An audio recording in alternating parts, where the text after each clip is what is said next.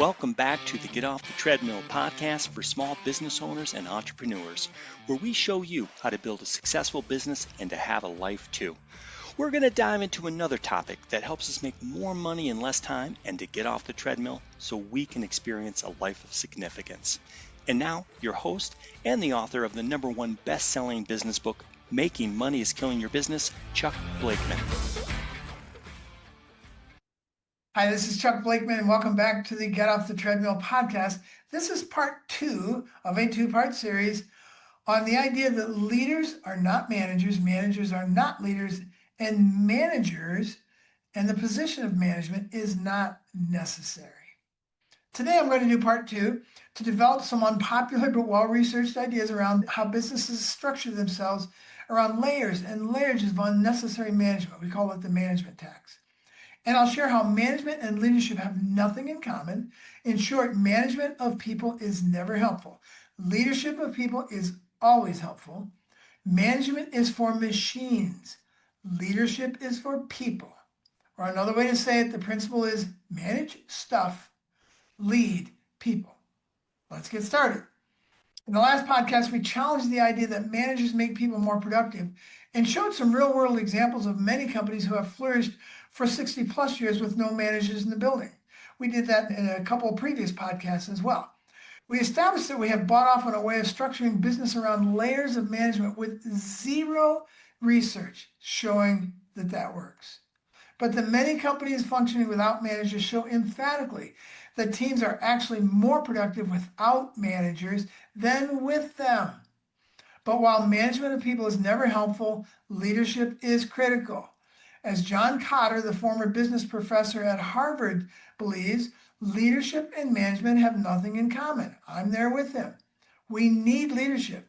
In my opinion, we don't need the management layers that create the management tax that kills profitability and actually degrades productivity amongst the people on the teams that they manage. Today, I want to address the stark difference between management and leadership, how the two have absolutely nothing in common, and why leadership without management is so key to the companies that are flourishing right now without managers at any level. The best way to understand them both is to contrast management and leadership with each other. Following is the #1 tactical difference. Managers tell, leaders ask.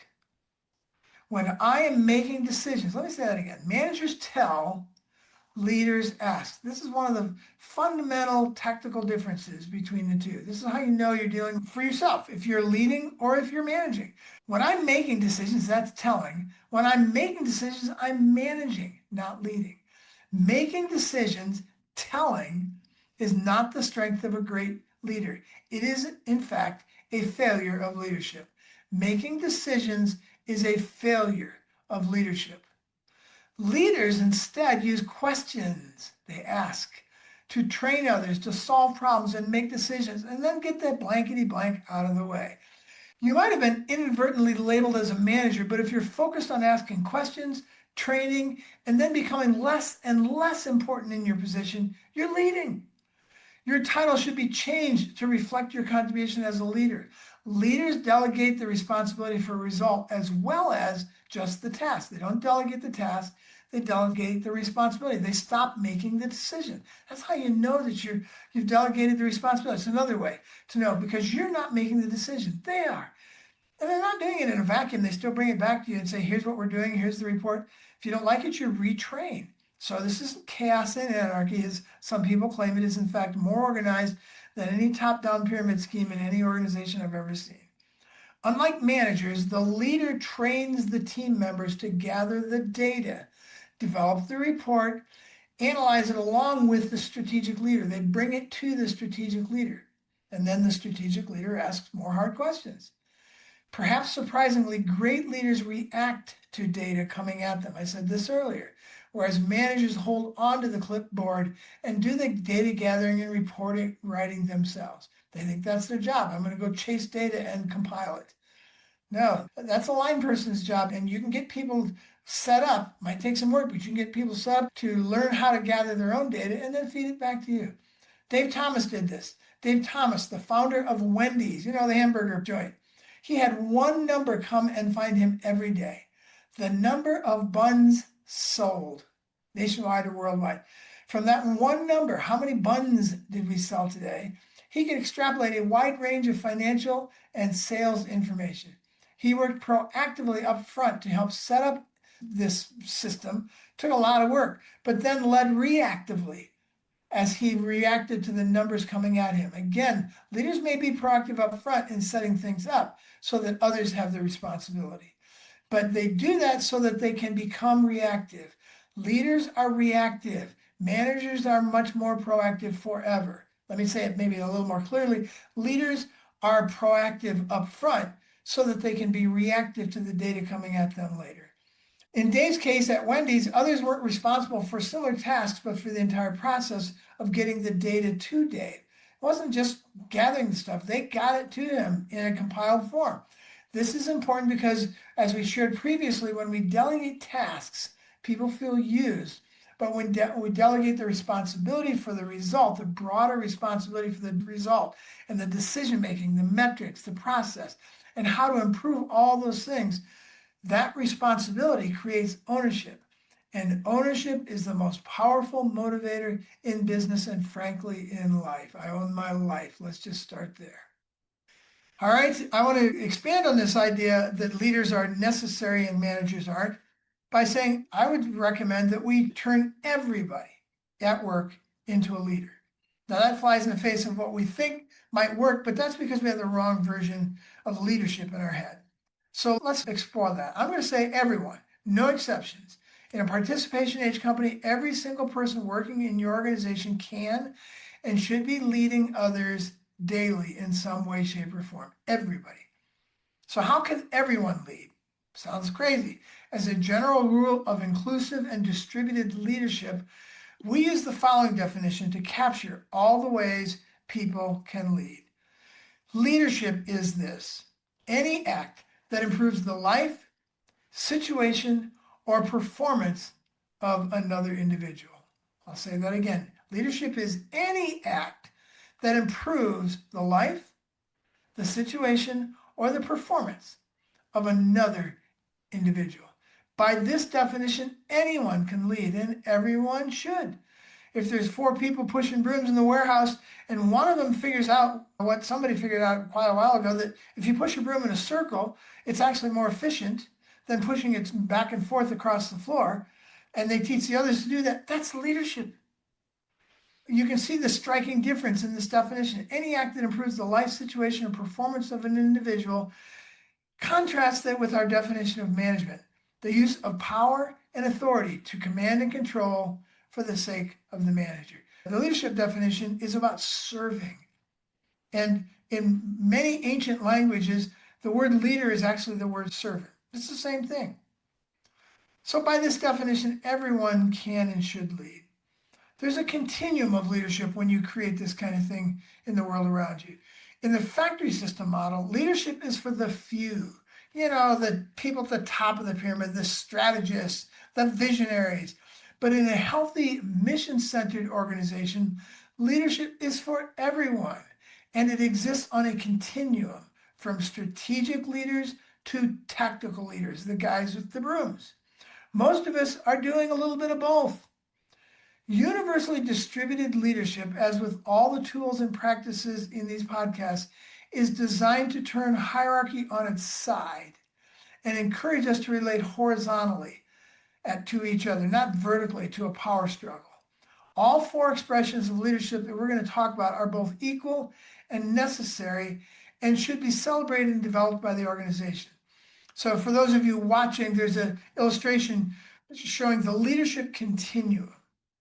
And all I want to say about this is that we tend to think leadership is one of these 4 things. Here's the 4 ways in which people can lead, at least 4. You might add others. To be something, to be, to do something, to be, to do, to relate, to be a friend, to be a mentor, to be, to do, to relate, and to inspire. Those are the 4. Be, do, relate, inspire. Being and doing are much more tactical. And relating, inspiring are tactical to strategic to highly strategic.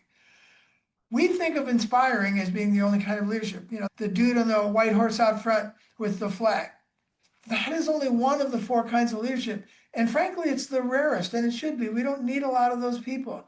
We need a lot more people to be something, to have the character that causes me to want to be kinder to people, or to do something to people who are highly skilled and can teach me more about how to do something, or to be good friends and good mentors and good mediators and people who know how to build relationships, who can teach me how to build relationships. We need much more of those three kinds of leadership. People with broad or expansive views of issues and opportunities are more strategic leaders. A tactical leader has a deeper, more detailed local impact. This isn't a qualitative division, simply a practical one where people find their best contribution wherever they are in the mission statement. Many people function both strategically and tactically to varying degrees. Some people might be 70% visionary and inspirational and 30% in the weeds working on the tactical stuff. It depends on your gifting and what you're good at. Even in the pyramid scheme hierarchy of the factory system, many managers, thankfully, don't function like the managers they were hired to be, but they function more intuitively like leaders. While their title may be manager, they focus instead on improving the life, the situation, and/or the performance of others. They're acting like leaders even when they've been told to manage. They know intuitively it's a bad idea to treat these people like children. When people tell me about a great manager they've had, it is likely that the manager was functioning as a servant leader, not as a manager. They were asking great questions, pushing others forward, mentoring, resourcing, connecting, and training, which means they're getting out of the way. The leader is becoming less and less important. So most importantly, they're getting out of the way so decisions can be made locally where they have to be lived out. The following graphic that we're going to talk about here on the visuals, on the video, you don't have to worry about seeing it. I'll describe it to you if you're listening. It highlights the leadership continuum. It emphasizes heterarchy, not hierarchy, heterarchy, Heter-archy, which is organic leadership, springing up as needed, and then stepping aside or stepping down as its purpose is fulfilled. The four categories more appropriately would be swirled around together. These categories of tactical, strategic leadership, and the mission. And it should be understood that these are functionally, in many ways, flat organizations. If you turned this illustration on its side, you wouldn't be able to see it because it's not a power struggle. It's not a top-down pyramid. It's simply about functions, and all the functions have equal importance. I don't care who you are, if you're the CEO of the most important company in the world, if people don't do the most tactical things in that company, it's going to fall apart. Everybody is important and everybody has a critical function. This transition to distributed leadership can happen quite smoothly, but it does not happen overnight. After 200 years of the factory system, it is hard to say, hey, you're now all leaders, I'll be in my office. In fact, I would encourage you not to do that, because remember, we say the best way to make change is not to take something away. Okay, I'm no longer your manager, goodbye. Not a good idea. Let's add something first. Let's add some things that would actually give them more stability and more comfort. It will take a concerted effort to reawaken the innate leadership potential of everyone in the organization. I coach a lot of business owners and CEOs and team leaders, and I use this phrase all the time. When you first start doing this, you first start requiring that people actually begin to make decisions again. It's going to be like pushing water uphill with a rake. It's a great visual. You just feel like you're not getting anywhere. And it's because you have to reawaken the innate leadership potential that people are no longer wanting to use at work. I talked in the last podcast about a guy, I still remember walking up to me at a company that was replacing their top-down industrial age factory system pyramid with this new model of distributed decision-making and distributed leadership. And he said, I don't want to do this. I got hired here specifically because I knew I would never have to make a decision. He got on board, he's making decisions, and he grew up at work. He could make decisions, he just didn't want to do it at work because he had enough to do at home. So it will take some energy to reawaken this, and they'll have to see it in your eyes. And if you waver, if you don't believe that they can and should make decisions, they're not going to do it, because if somebody else is going to pick up my socks and do my laundry, I'm going to let them. It's just the way human nature is. All right, so back to this idea of leadership that managers tell and leaders ask. The best leaders make the fewest decisions, and they're on a mission to make fewer and fewer and fewer decisions all the time. The art of traditional management involves planning, organizing, staffing, controlling, and the shameful act of manipulating human capital. Yep, that's what we're called, human capital. I found all these practices embedded in the operations of the giant software company mentioned previously. This is the traditional definition of management: planning, organizing, staffing, controlling, and manipulating human capital.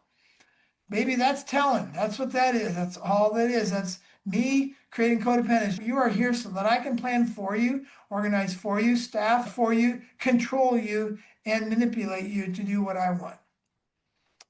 So I found all those embedded in that giant software company's manual. The term human capital relegates me to a resource. Again, I am not a machine. I am not a human resource. I am a human being. In fact, in the factory system management model, people are capital to be manipulated and controlled. They're just an asset.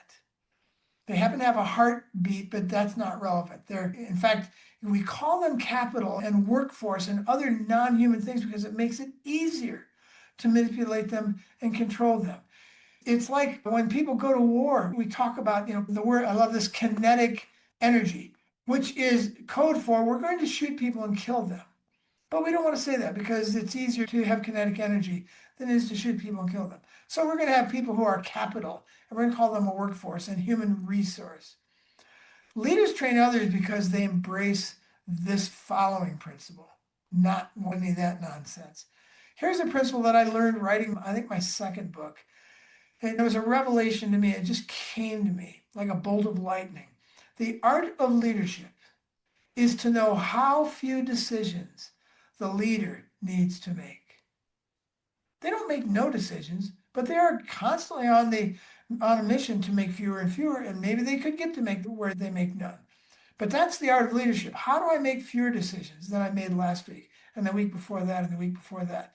The only possible way to do that is distributed decision making, distributed leadership, training others, and getting the heck out of the way. Good leaders are passionate about training team members to make decisions that managers used to make when they were planning, organizing, staffing, controlling, and the shameful act of manipulating me. Distributed leadership creates a healthy wave of decision-making throughout the organization. Jack Dorsey, CEO of Twitter and Square, says, and I stole this from him, if I have to make a decision, we have an organizational failure. In the participation age, a manager making individual decisions for others is failing at strategic leadership. But when you're focused on asking questions, you're training others to make decisions, and then you're leading. When you're focused on asking questions, you're training others to think and to make decisions, and then you are leading. The art of leadership is to know how few decisions the leader needs to make, and I get there by training others to make the decisions I wanted to make in order to be codependent. So, manage stuff, lead people. In our company, we only manage stuff. I'm not saying that management as an activity is something that needs to go away.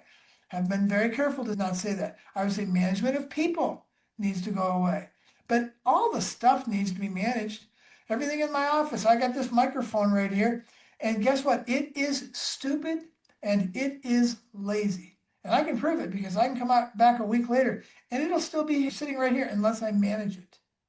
Computers are stupid and lazy. Numbers are stupid and lazy. Software, processes, systems, delivery of goods and services, trucks, accounting, marketing, sales. All of these things, the scissors on my desk, they're all stupid and lazy. They all need to be managed. And everybody needs to manage stuff. So everybody is a manager of stuff, and everybody is in some way a leader of people.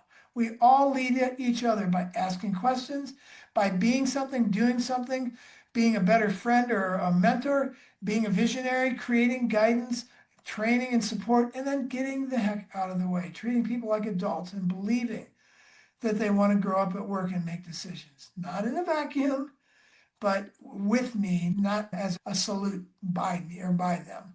The leader's quest is to ask questions first, then follow through by training others to solve and decide, rendering the leader less necessary every day. The word question has the word quest in it. I'm on a quest to make myself unnecessary and less necessary every day.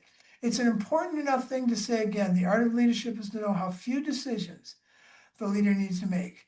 Become a leader. Stop solving. Stop deciding.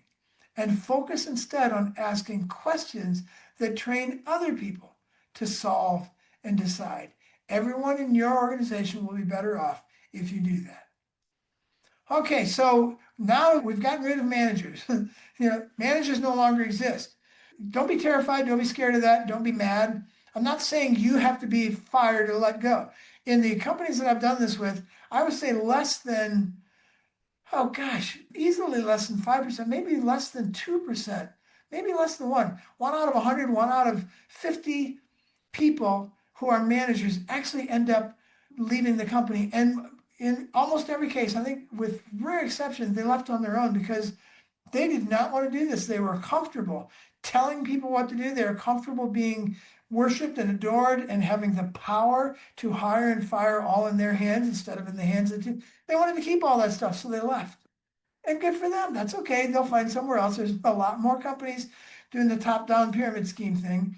And then maybe one or two people have been let go who wanted to try this but didn't want to try it. They verbalized it, but it just wasn't them. So the point of that rant is that most of the managers who used to be managers are going to be repositioned and they're going to love. They reposition themselves. Hey, can I rejoin the team? There's 10 things that the team wants and needs that we talked about in the Google studies from the last podcast. There's 10 things that people need. And I'm really good at delivering 3 of those. Can I continue to deliver those 3 things? And then let's find other people on the team to deliver the other 7. And all of us will co-lead, not co-manage. And yes, we'll get a little salary bump because we're doing some things that we weren't doing before. And we might even need another team member because now not everyone is 100% in production. Maybe one of the person is 60% production and 40% leadership, another one's 70-30, 80-20. And so they get paid a differential because they're taking on more responsibilities. But it's still less expensive than having one manager, way less expensive, even if you have another team member. And more importantly, if someone decides to leave, you don't have this giant vacuum created by one person who has all of the keys in one hand. If you got those 10 things being delivered by 3 different people on a team, they can manage until we get the third person filled back in. So what are they going to do? When a manager no longer is a manager, let's say they actually become a strategic leader. Here's the strategic leader's 3 main responsibilities. And again, everybody has these responsibilities, but it is more the focus of a strategic leader to do these 3 main things. The 3 main responsibilities of a leader are, I'll give them to you in short, and then we'll unpack them. Guard the values, champion the people, and pilot the results. If you have other things that you think leaders should do, I'm in. Find them for me and let's add them to the list. I'm not saying this is inclusive, but I am saying it's after decades of training people to be leaders and being one myself. These are the 3 things I found that I get to do when I stop being codependent, when I stop managing. I teach other people to make decisions, and I still have plenty to do. I can still guard the values, champion the people, and pilot the results. So guard the values, the belief system, the values, the principles, the vision, the mission. These things that comprise our true north, the compass that tells whether we are wandering or are properly focused.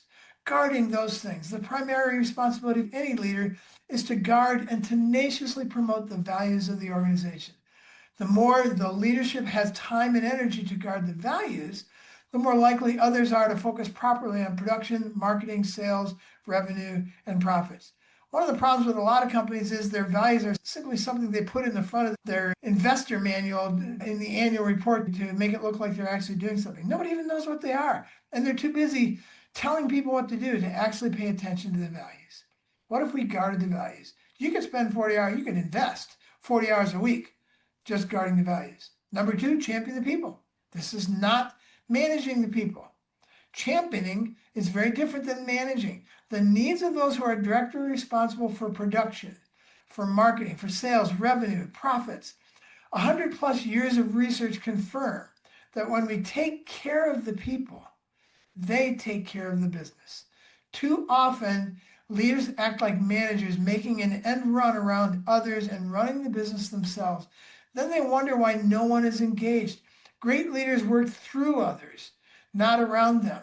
We know we're championing people because we're delegating both the task and the responsibility. And we know we're delegating the responsibility because they are now making the decisions we used to make. And they're bringing us the data and showing us the reports proactively, and we're just reacting. That's championing the people. We get them to the place where they bring the stuff to us and we get to look at it with them. Number 3, so number 1, guard the values. Number 2, champion the people. And the third thing you can do when you're out of the day-to-day micromanaging people is pilot the results. And again, this is not manage the results, nor is it pilot the process. The process is the purview of the tactical leaders.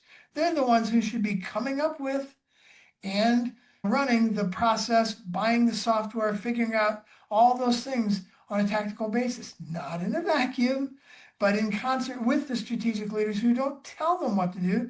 They ask them hard questions. Managers tell, leaders ask. So pilot the results. The alignment between the desired corporate result and the process used to get that result. Managers hope that by micromanaging, by focusing on the process, they will get a better result. Leaders, on the other hand, focus on the result. This is another definite or distinction between managers and leaders. Managers focus on process, leaders focus on result. And they get the team to consult together with the leader to ask questions until there's alignment between the process and the result. They delegate figuring out the process to the work group. So the 3 responsibilities of a leader: guard the value, champion the people, pilot the results.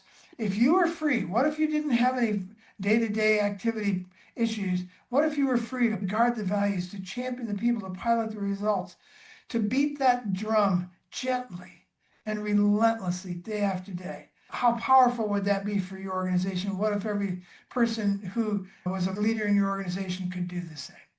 And I will say this before I forget. One of the advantages of getting rid of the management tax is that as managers become leaders or they go back into production, instead of having one manager for every 7 to 10 people, you have one leader for every 30 to 50 people. And they're actually paying for their way. You can actually show that they're increasing productivity, not destroying it.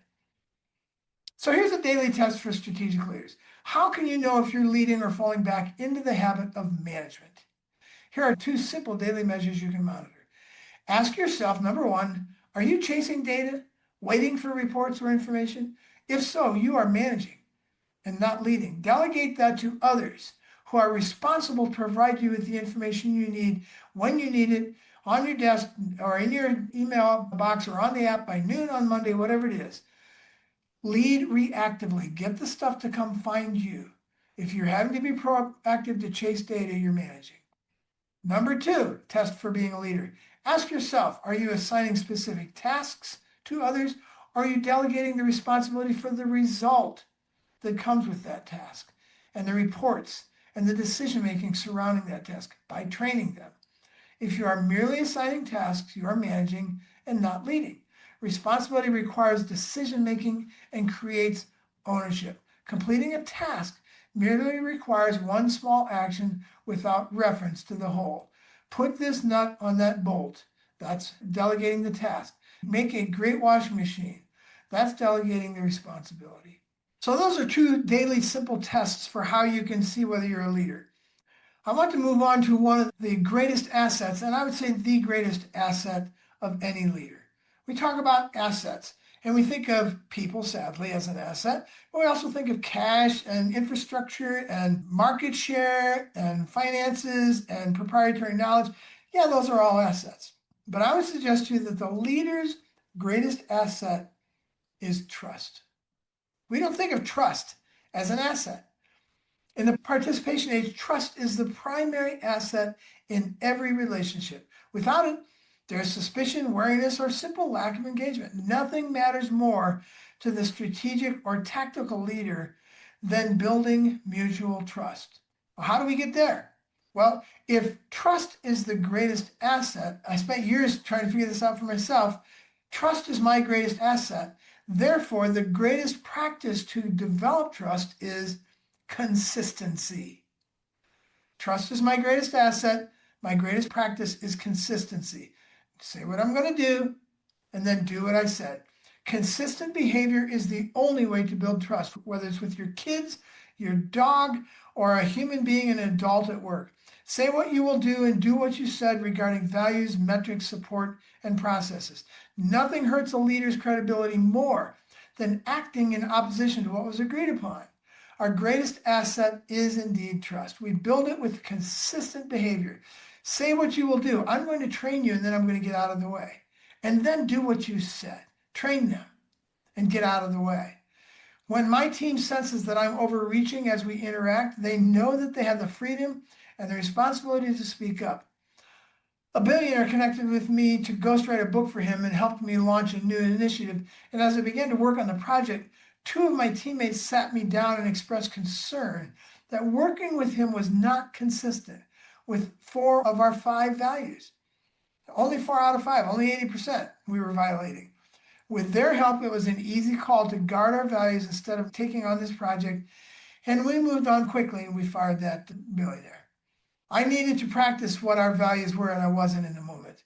And they were confident enough to come share that with me. Trust is your greatest asset. Consistency is your greatest practice to keep that trust. And then good management of people is not possible. I've had that argument with people. So you're saying a manager is never necessary? Well, not a manager of people. Managers of stuff. We're all managers of stuff. But no, management of people is never, ever necessary. It's not possible for it to be necessary. It's what we do with children. We manage children because they don't have grown-up capabilities and we haven't trained them far enough to where we can let them go. But if we're doing it right, we're constantly training them to take one more decision on one more and one more until they are adults. When we help leaders see the difference between managing and leading people, some respond that we're just talking about bad management versus good management. But confusing management with leadership is paralyzing. There are indeed good and bad leaders and good and bad managers. Here's a review of the difference. I would say that is your leadership organic or is it imposed? And I would have to say if it's imposed, it's probably not actually leadership, but that's what people think of it. My director comes and points at a new person and says, this is your new manager, and then they walk away. That's imposed leadership. Organic leadership is, hey, we need to hire a new team member. Let's all get together and connect with that person, and HR will help us figure it out, and we'll interview them together, and we'll make this decision, and we'll come up with that together. And if they are a leader, we will be part of the decision-making process. Organic versus imposed. Leaders rise up organically because people voluntarily follow them. It's the old saw, if you're out for a walk, or if you're looking behind you and nobody's there, you're out for a walk. You're not a leader. Managers are imposed and exert power and authority to control the people they manage. I would suggest most companies actually have never confirmed that they actually have any leaders because they've never allowed for the situation where people would actually voluntarily follow someone. They're all imposed.